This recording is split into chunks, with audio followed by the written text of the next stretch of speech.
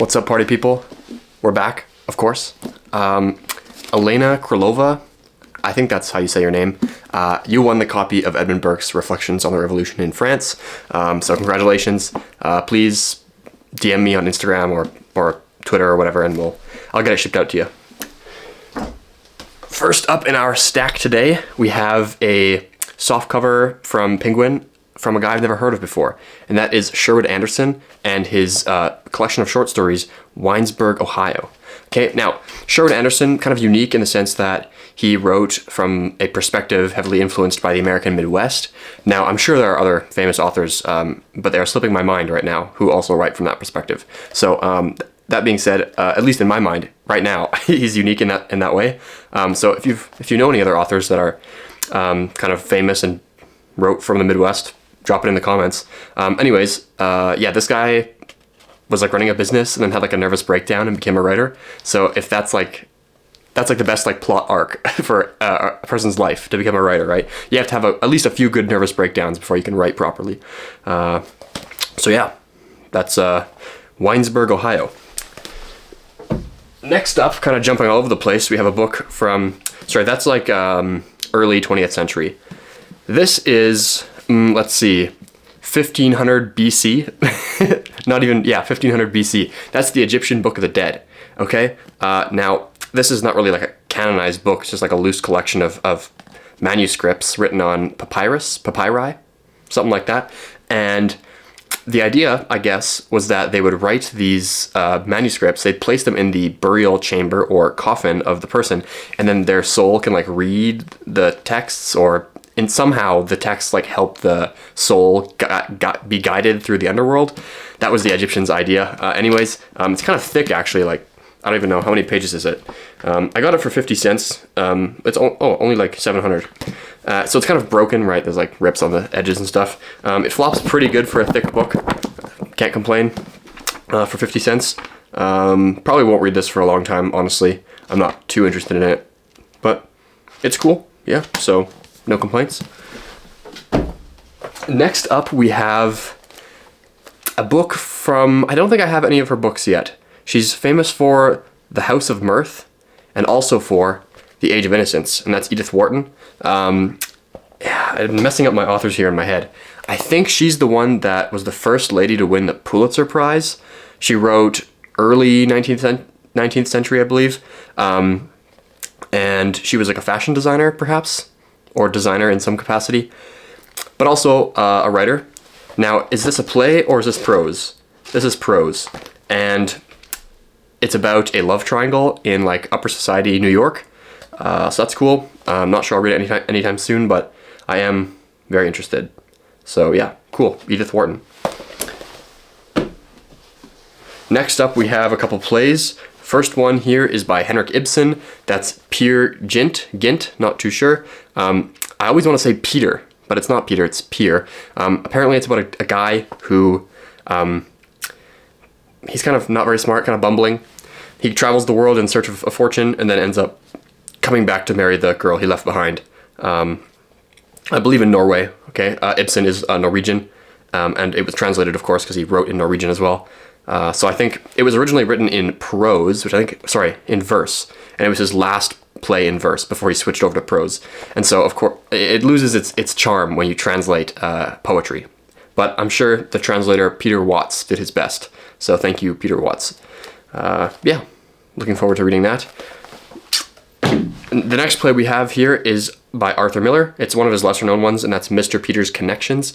Apparently it's about like an airline pilot who like was a hotshot back in his day, and now he's old and kind of doesn't really realize the world he's living in is kind of out of touch. Something I didn't realize about Arthur Miller, besides also winning the Pulitzer Prize like Wharton, he married Marilyn Monroe, which is so savage. I think they got divorced, right? They're only married for like 5 years.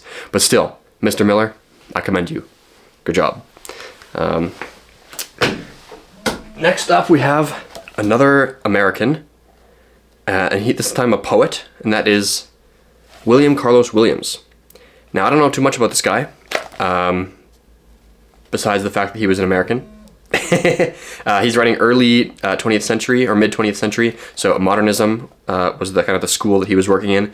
And he's the guy that wrote the Red Wheelbarrow, which is like that short modernist poem that everyone has to read in English 101. I think it goes like, oh, now I'm blanking.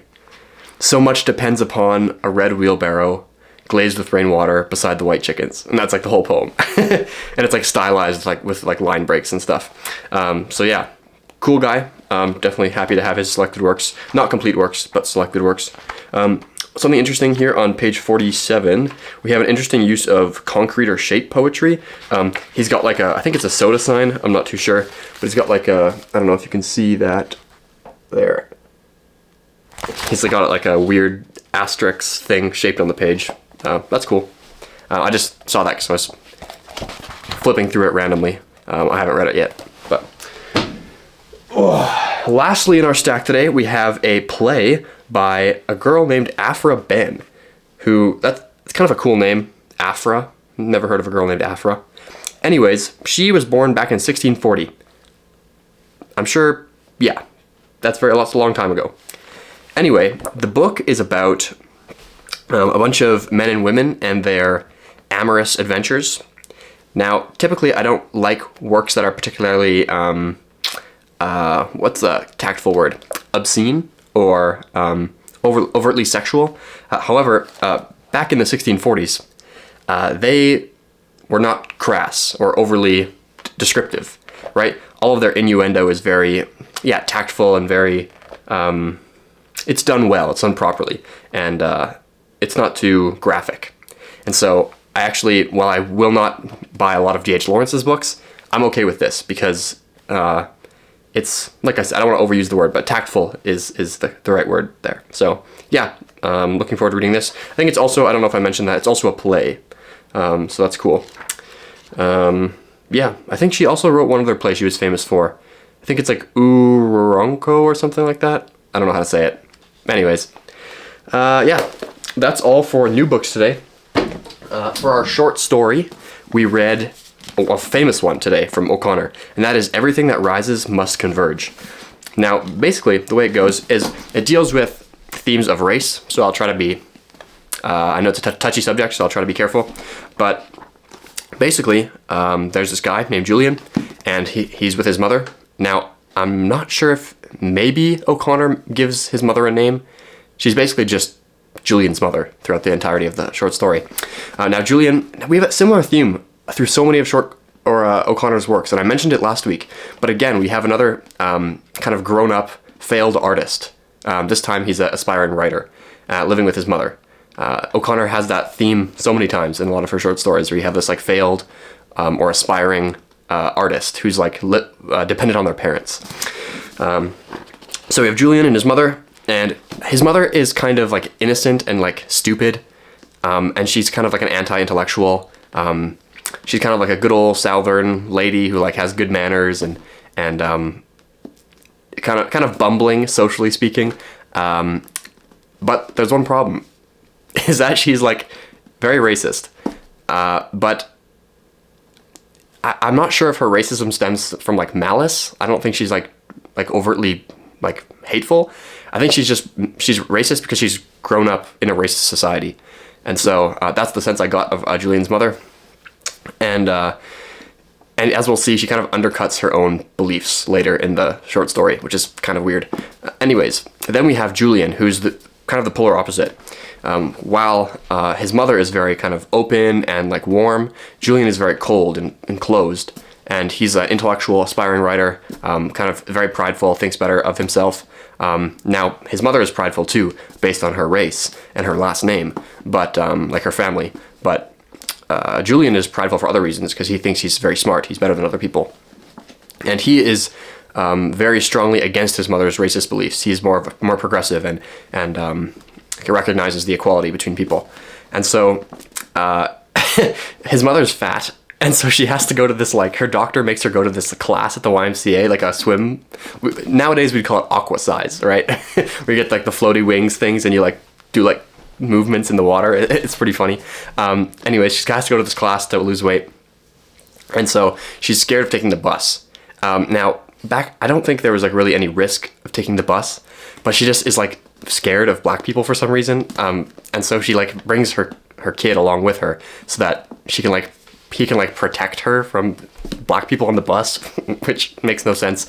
But anyways, they're on the bus, and everyone's super well behaved and you know, dressed properly, and like there's no reason for her to be nervous. But anyway, they're on the bus, and right as they're leaving, she has this like really weird like purple and green hat that she's like, oh, I'm gonna return it. No, I love it. No, I'm gonna return it. No, I love it. And Julian's just like, Mom, like chill, like just put the hat on, let's go. And she looks ridiculous in the hat, but whatever. They get on the bus, and then it's all white people, and then a black guy gets on, he's reading a newspaper. Julian moves seats to sit beside him to anger his mother. And she kind of gets a little bit angry. And throughout the entirety of the short story, her blood pressure is like slowly going up. Oh, that's the thing that's being inferred. Because the whole reason she's going to this reducing class is because her blood pressure is too high. She's going to have a stroke, so she needs to lose weight. So we kind of see her getting angrier and angrier, and the blood pressure is rising and rising throughout the entire short story, which helps to build tension, for sure. And so then the guy gets off, and another girl gets on with her son, and they're also black. And the woman is wearing the same hat as Julian's mother. And so Julian's mother doesn't realize it right away, but Julian, of course, realizes it immediately and thinks it's hilarious because here's his mother who's all racist, and now she's wearing the same hat as this lady. So it's like it creates a funny, like, ironic moment. And then she sits beside Julian, who's still sitting across from his mother. And now I forget the lady's name. I don't know if it gives her a name. Probably should know.